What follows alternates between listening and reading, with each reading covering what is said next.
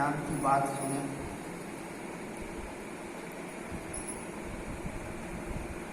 बोलिए सद्गुरु देव की जय।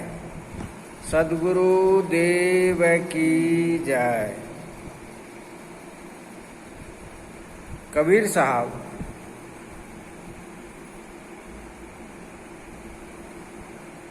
गुरु के संबंध में कहा है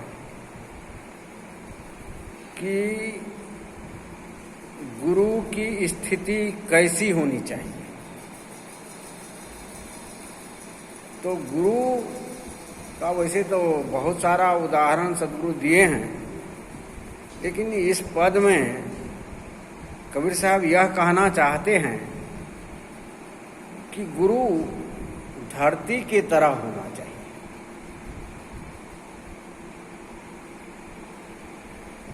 और जिस तरह से धरती पर सभी जीव को आधार मिलता है, वह अपना विकास करता है, वह जीवन को जीता है, सुख शांति और समृद्धि को प्राप्त करता है, तो चाहे वह जलचर प्राणी हो, नभचर प्राणी हो या स्थावर हो, कोई भी प्राणी हो, मनुष्य हो, जानवर हो, सबके लिए धरती एक रस रहती है। वह पक्षपात नहीं करती। इसलिए कबीर साहब ने कहा सबकी उत्पत्ति धरती। सद्गुरु कहते हैं कि सबकी उत्पत्ति धरती, सब जीवन प्रतिपाल। धरती ने जानत आप गुण, ऐसा गुरु विचार। हमारे जीवन में गुरु का तो सर्वाधिक महत्व है, क्योंकि गुरु के बिना कल्याण संभव नहीं। गोस्वामी तुलसीदास जी महाराज भी कहते हैं कि गुरु बिनु भवनिधि तरय न कोई, ज्यों विरंच शंकर सम होई। अर्थात ब्रह्मा विष्णु के समान भी कोई हो तो वो भी बिना गुरु के भवसागर से पार नहीं हो सकते। कबीर साहब तो गुरु की महिमा को हरिते भारी कहा, हरि से भी बड़ा है। तो कबीर साहब कहते हैं कि गुरु होना कैसा चाहिए।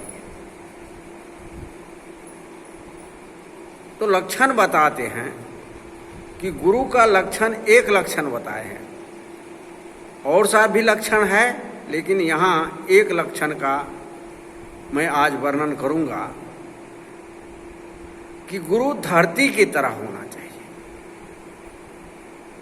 का सबकी उत्पत्ति धरती,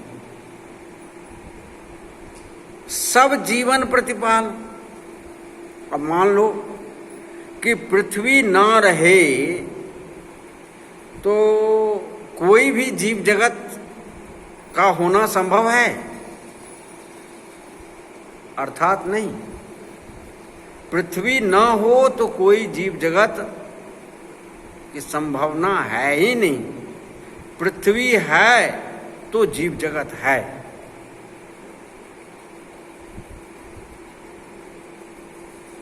इसलिए कबीर साहब कहते हैं कि सबकी उत्पत्ति धरती। जितने जीव जगत है, या वह स्थावर हो या नभचर हो, जलचर हो, थलचर हो, कोई भी हो जीव, वो सबके सब, सबका संबंध आकाश में भी उड़ता है तो उसका भोजन पृथ्वी से ही प्राप्त होता है। इसलिए पृथ्वी सबकी उत्पत्ति है और सब जीवन प्रतिपाल। अभी कवि साहब कहते हैं कि सभी जीवन का प्रतिपाल बिना भेदभाव का करते हैं, भेदभाव नहीं करते। ऐसा नहीं करते कि हमारा ये आम का पेड़ है तो यह क्या नाम है, इसको हम बेसी अधिक शक्ति देंगे, अधिक समृद्ध ताकत देंगे, अधिक विटामिन देंगे, अधिक प्रोटीन देंगे। अब बबूल का पेड़ है तो उसको नहीं देंगे, सो बात नहीं है। चाहे वो बबूल का पेड़ हो, नीम का पेड़ हो, आम का पेड़ हो, कटहल का पेड़ हो, जिसमें जितनी क्षमता है, शक्ति है, वो उतना वो धरती से ले लेता है और सबके लिए बराबर न्याय है।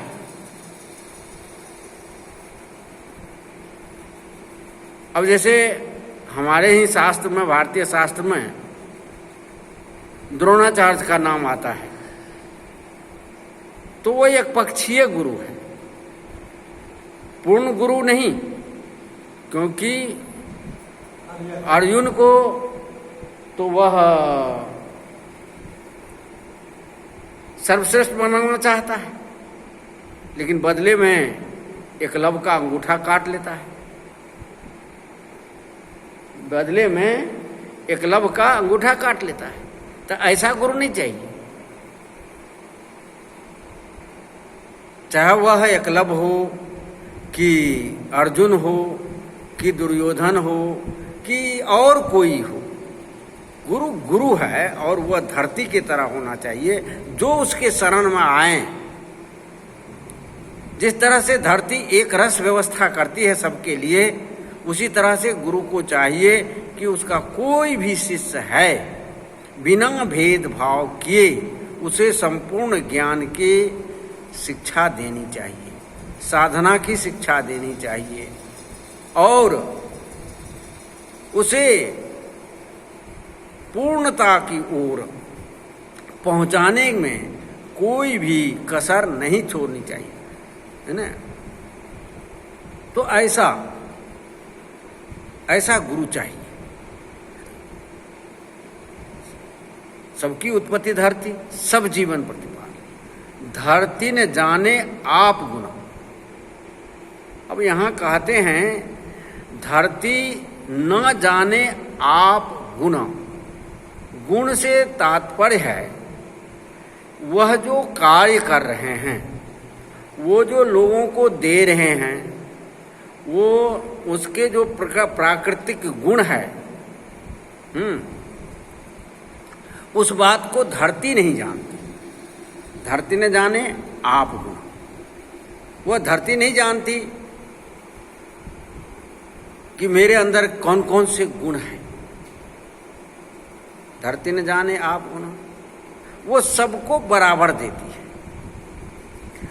ऐसा गुरु विचार, अब कबीर साहब कहते हैं आगे कि ऐसा गुरु विचार। तो यहां एक बात सामने आती है कि धरती तो जड़ पदार्थ है, चेतन है नहीं, लेकिन गुरु तो चेतन है, गुरु चेतन है। तो यहाँ उदाहरण सद्गुरु धरती से गुरु को दे दिया, तो चेतन हो करके जड़वत व्यवहार कैसे करेंगे? जड़वत व्यवहार नहीं करेंगे।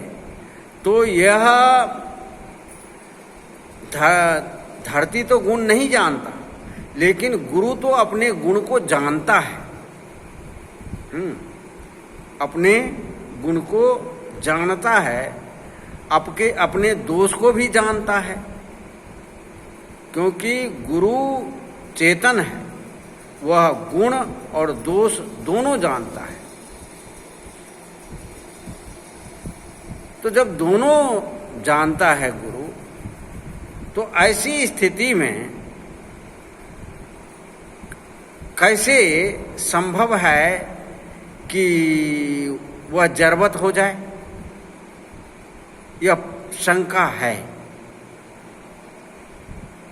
लेकिन यहाँ सदगुरु कबीर साहब का भाव क्या है? भाव यहाँ एक रास्ता का है, एक रास्ता का है और उसके पालन पोषण का है, उसके विकास का है। यहाँ धरती से तात्पर्य है पक्षपात रहित। यहाँ उदाहरण जो सदगुरु दिए हैं कि ऐसे गुरु के आप शरण में जाएं जो आपके साथ पक्षपात ना करें। और गुरु को चाहिए कि किसी के साथ, किसी भी शिष्य के साथ पक्षपात न करें। यदि आप पक्षपात करते हैं तो गुरु धर्म से च्युत हो जाते हैं, क्योंकि इसका मतलब है कि आप सबको बराबर दृष्टि से नहीं देखते। एक दृष्टि, एक सिद्धांत, एक मत, यहाँ इस ओर, ये लक्षण की ओर सदगुरु कबीर साहब ने ध्यान को आकृष्ट किया है कि जो गुरु पूर्ण शिष्य को विकास देता है, ऐसे गुरु के शरण में जाएं। यदि आपको ऐसा लगता है कि नहीं, मेरे साथ पक्षपात हो रहा है, मेरे साथ विश्वासघात हो रहा है, या मेरा हित यहाँ संभव नहीं है, तो यहाँ एक बात और भी वहाँ इस बात के द्योतक हो जाता है कि ऐसा गुरु विचार शब्द, ऐसा गुरु विचार का शब्द कहने से उस ओर भी संकेत कर रहे हैं कबीर साहब कि जो इस प्रकृति के गुरु नहीं हैं, तो उसका आप परित्याग करके जो पृथ्वी के तरह एक रस, एक भाव वाले गुरु हैं, उनके शरण में जाएं। तभी आपको निष्पक्ष बोध होगा, तभी आपको निष्पक्ष बोध होगा। नहीं तो निष्पक्ष बोध नहीं हो सकता। जिस सत्य का आप उद्घाटन करना चाहते हैं, वह सत्य आप उद्घाटित नहीं होगा, क्योंकि वह धरती के उदाहरण देने से यह बोध होता है कि धरती कभी भी अपने लिए नहीं जीती है। धरती अपने लिए नहीं जीती। धरती किसके लिए जी रही है? सभी जीव जगत के लिए जी रही है। धरती स्थिर कब है, कैसे है? तो सभी जीव जगत के लिए स्थिर है। तो अब यहाँ देखना यह है कि गुरु जो है वह समस्त जीव के लिए, समस्त चराचर के लिए हित साध रहा है कि नहीं, सबके लिए है कि नहीं, ये अर्थ आता है। अर्थात वह अपने निजी स्वार्थ से ऊपर उठे। यदि उसका दैहिक स्वार्थ है, देहासक्त है, तब भी कल्याण नहीं होगा। और या कोई इस तरह के मानंदी संबंधी है, भ्रम से युक्त है, पाखंड से युक्त है, अंधविश्वास से युक्त है, तो ऐसी अवस्था में ऐसे गुरु की शरण से आपका अर्थात जीव का, मानव का कल्याण संभव नहीं है। इसलिए कबीर साहब कहते हैं कि जो धरती के समान गुरु हैं, जो अपने लिए, अपने स्वार्थ के लिए, अपने हित के लिए जो नहीं व्यवहार करके, परंतु समस्त संसार के लिए, सब जीव के कल्याण के लिए जो बात करता है, साधना बताता है, या युक्ति बताते हैं, ऐसे गुरु की शरण में जाएं, तब आपका कल्याण होगा। तो कबीर साहब इस पद में इसका ज़्यादा व्याख्या करना मैं उचित नहीं समझता हूँ। तो ये कह रहे हैं कि सबकी उत्पत्ति धरती, सब जीवन प्रतिपाल, धरती न जाने आप गुना, ऐसा गुरु विचार। जो अपने भेदभाव रहित होकर के जो संपूर्ण ज्ञान की शिक्षा दीक्षा साधना बताते हैं, ऐसे गुरु की शरण में जाएं और ऐसे गुरु का स्वभाव विचार होना चाहिए। यदि आप गुरु हैं, आप किसी को शिष्य बनाते हैं, आप किसी को दीक्षा उपदेश देते हैं, तो आप यह गुरु के लिए भी है कि आप धरती की तरह हो जाए, आप किसी के साथ छल न करें, भेदभाव न करें और उसके संपूर्ण विकास की आप उसे अवसर दें और संपूर्ण विकास का अवसर दें, उसको बताएं। तो गुरु के लिए भी संदेश है, शिष्य के लिए भी संदेश है। शिष्य को कहा धरती की तरह गुरु की शरण में जाओ, गुरु को कहा कि आप धरती की तरह हो जाइए। आप अपनी स्वार्थ, निजी हित से ऊपर उठ करके समाज के हित, समाज के कल्याण, समाज की भलाई के लिए आपका जीवन होना चाहिए, आपका विचार होना चाहिए, आपकी साधना होनी चाहिए, आपकी भक्ति होनी चाहिए। आप जो भी कुछ कर रहे हैं वो संसार के लिए कर रहे हैं, सब के लिए कर रहे हैं। तो यही कबीर साहब का संदेश है। बोलिए सद्गुरु देव की जय।